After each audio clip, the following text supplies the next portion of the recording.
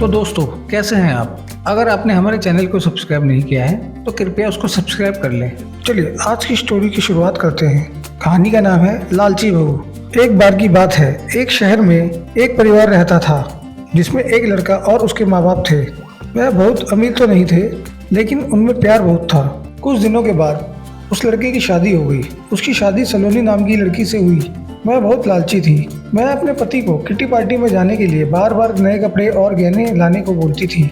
उसके पति ने उसको समझाया कि अपने बराबरी वालों से ही दोस्ती करना चाहिए। अगर तुम महीने में 10 बार किटी पार्टी में जाओगी तो तुमको हर बार नए कपड़े और गहने कौन दिलाएगा।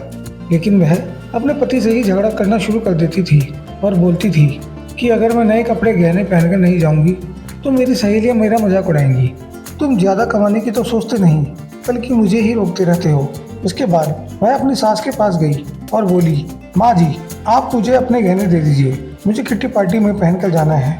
उसकी सास हैरान होकर बोली, हमारे समय में बहू अपनी सास को गहने रखने के लिए देती थी, लेकिन तू मुझसे ही गहने मांग रही है। उसकी इन हरकतों से सारा परिवार दुखी था। एक दिन सलोनी की सहेली शिल्पा घर आई। उसने सलोनी की सास से सलोनी के बारे में पूछा।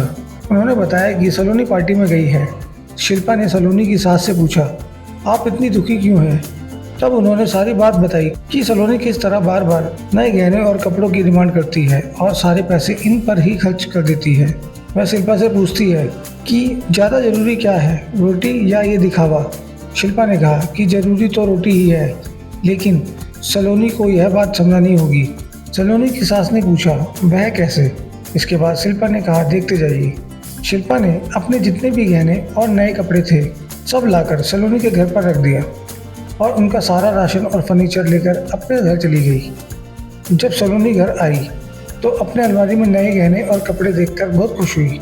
इसके बाद वह अपनी सास से बोली, यह किसके हैं? तो उसकी सास बोली, यह सब तेरे हैं, तुझको अब जितना बदल कर पहनना है पहन ले। सलोनी उनमें से नए कपड़े और गहने पहनकर घर में घूमने लगी। कुछ देर के बाद वह जब रसोई में गई तो उसने देखा कि घर का सारा राशन गायब था। राशन के डिब्बों में गहने थे। वह अपनी सास से बोली, यह क्या है? घर का सारा राशन और फर्नीचर कहाँ गया? उसकी सास बोली, वह सब बेचकर ही तेरे लिए नए गहने और कपड़े लेकर आए हैं, अब तू इनको ही बदल बदल कर पहन। सलोनी बोली, लेकिन गहनों से पेट थोड़ी भरेगा, खाना तो खाना ही पड़ेगा।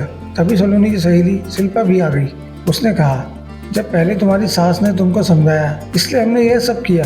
अगर तुमको लगता है कि तुम्हारा पति पर्याप्त नहीं कमाता तो तुम खुद नौकरी क्यों नहीं करती?